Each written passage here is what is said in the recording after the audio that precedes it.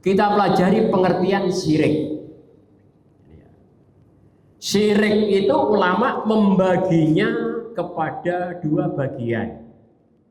Yang pertama disebut dengan syirik akbar, syirik alim. Ada yang menyebut dengan istilah syirik jali, syirik yang nyata. Tapi pengertiannya yang banyak ya. Pertama membagi syirik yang pertama syirik besar. Syirik besar itu adalah perbuatan atau keyakinan yang mempertuhankan selain Allah dengan secara jelas, nyata-nyata mempertuhankan atau menganggap ada Tuhan selain Allah. Menganggap ada Tuhan selain Allah.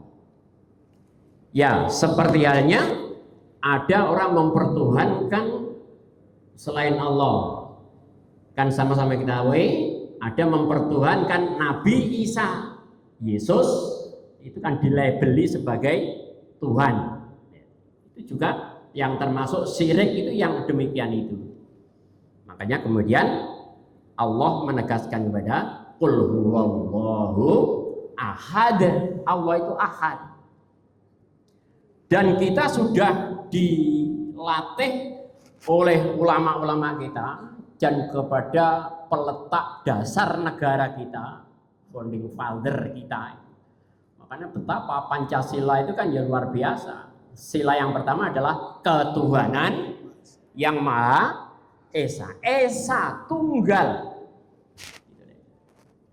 Nah itu yang perlu pengembangannya, ketunggal keesaan Allah itu berarti kita benar-benar ahad, Allah mengesahkan Allah. Jangan menganggap ada hal-hal yang dipertuhankan selain Allah Subhanahu wa Ta'ala. Kita dilatih dengan zikir la ilaha illallah, la ma'buda, artinya tidak ada yang ma'bud, yang disembah illallah, kecuali Allah. Kemudian kalau ada seseorang sudah menganggap ada yang dipertuhan selain Allah, namanya syirik. Nah, kemudian orang itu adalah berdoa memohon kepada selain Allah. Kita juga berhati-hati dalam hal ini. Memohon berdoa kepada selain Allah. Itu adalah juga termasuk syirik yang kita mesti berhati mewaspadai. Ada hal-hal yang perlu kita ilmoni, perlu ilmu. Kelihatannya seperti kita ziarah ke makam-makamnya para aulia, makamnya para wali-wali. Itu pun kalau tidak kita ilmoni, tidak ada ilmunya, bisa juga seseorang akan terjerumus kepada kesirikan. Ya kita pernah dengar, ya namanya orang tidak punya ilmu. Ketika datang ziarah ke makamnya Wali Songo, munine ya apa biasa? Duh Kanjeng Sunan, gitu. Kula nyuwun dumateng panjenengan, anak-anak kula jenengan paring anak sing soleh, kula niki jenengan paringi rizki sing lapang, sing kathah. Eling, ya. Nyuwune mboten tenggene Gusti Allah, tapi mohonnya kepada Kanjeng Sunan. Itulah ya, hal-hal meskipun kelihatannya sepele tapi perlu ilmu, perlu adanya ilmu. Kita memang diperintahkan untuk ziarah ke makamnya para aulia, ziarah kepada makamnya para ulama. Itu kan hadis yang berkaitan dengan kita itu diperintahkan untuk cinta kepada Allah, cinta kepada Rasulullah, dan cinta kepada orang-orang yang cinta kepada Allah. Orang-orang yang cinta kepada Allah dalam hal ini adalah para aulia, para ulama. mereka adalah orang-orang yang cinta kepada Allah. Maka ilmu yang perlu kita pelajari ketika kita ziarahnya makamnya para aulia, para ulama, itu memohonnya kepada Allah. Doanya apa?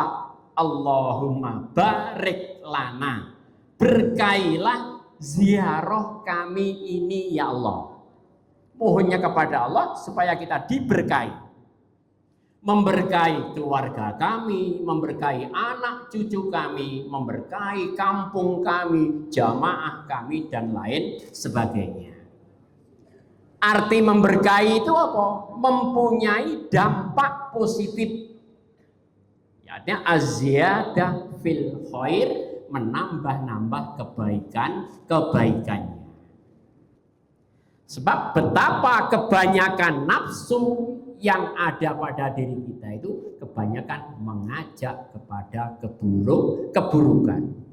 Yaitu kepingin ngejar supaya dipuji, mendapat pujian orang lain, ya, supaya dilem wong liya, mendapat terhormat kepada orang lain dan sebagainya.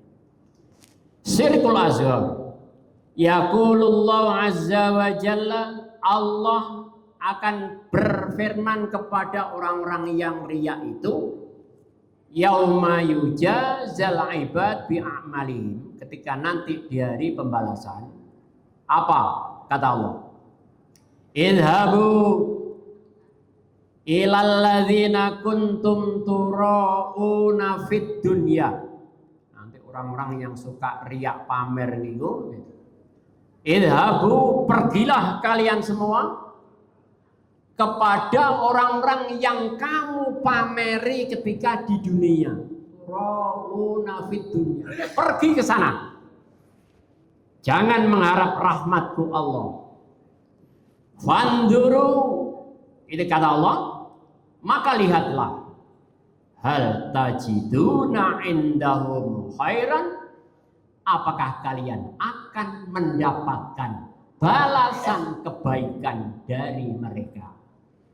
Itu istilahnya rencana Allah nanti ketika di akhirat akan berkata demikian sebagai mau'izah kepada kita. Nanti orang-orang yang riya yaitu pergi ke orang-orang yang kamu pameri. Apa yang kamu dapatkan dari sana? Apakah kamu mendapatkan kebaikan? Apa keuntungannya orang yang kamu pameri? Paling hanya akan mendapat wah, dan itu aja. Hanya akan mendapat wah saja, nggak lebih dari itu. Ya.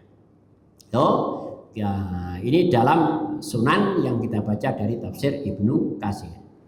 Maka inilah apabila kita bisa selamat dari syirik ini, maka betapa Rasulullah Sallallahu Alaihi Wasallam menjamin hal yang pasti, orang itu akan mati masuk surga.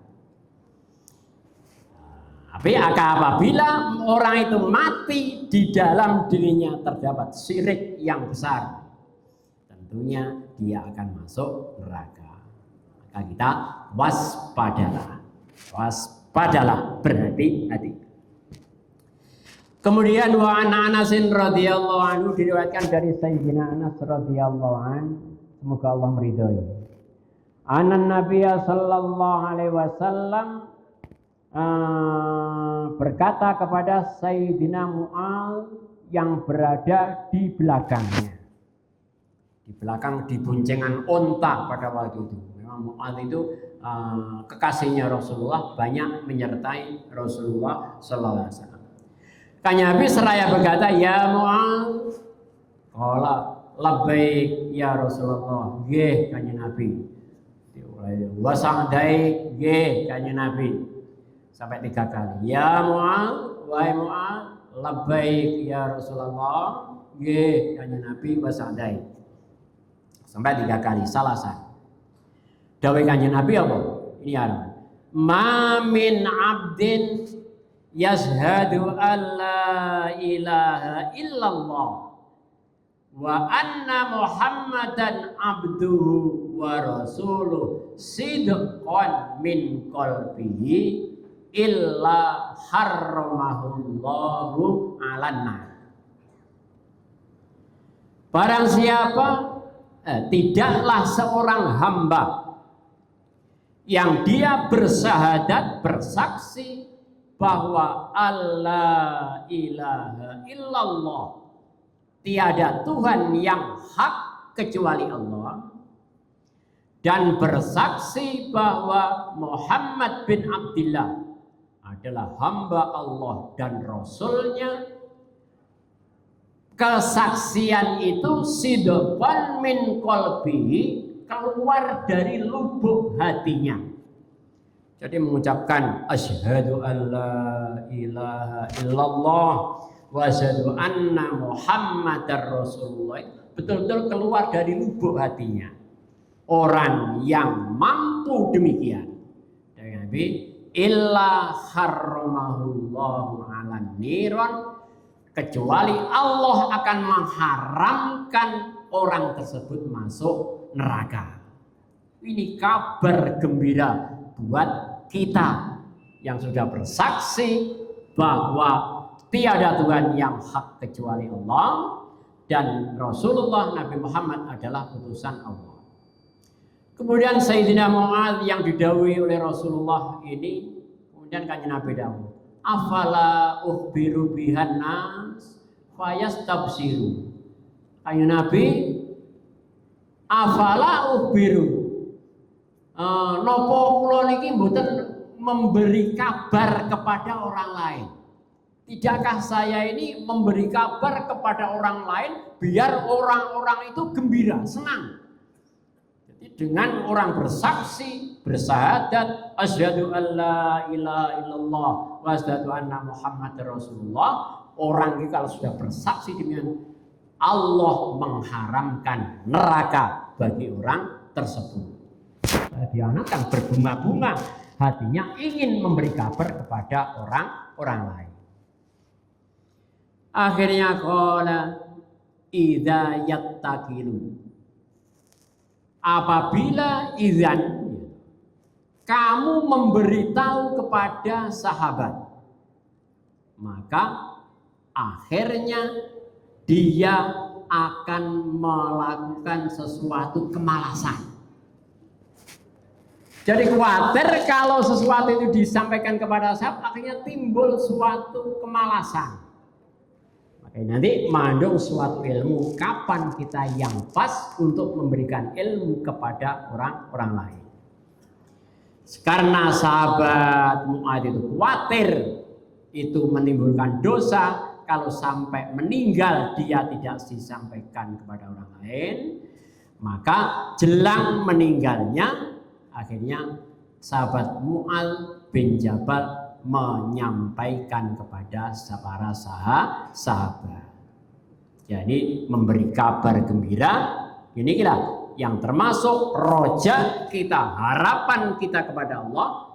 Barang siapa yang bersyahadat bahwa Allah ilaha illallah wa asyhadu anna Muhammadar Rasulullah, yang keluar dari lubuk hati seseorang, Allah akan mengharamkan masuk neraka. Mudah-mudahan kita semua termasuk hal ini, termasuk di dalam rahmatnya Allah Subhanahu wa taala, termasuk orang yang sudah bersyahadat, ya bersaksi tiada Tuhan selain Allah dan Rasulullah Nabi Muhammad sebagai utusan Allah. Allahumma amin ya rabbal alamin. Nah, ini bab roja harapan. Pun kita memohon kepada Allah sekali lagi kita di dalam rahmatnya. Bi barakati wa sallamil Quran al-Fatihah.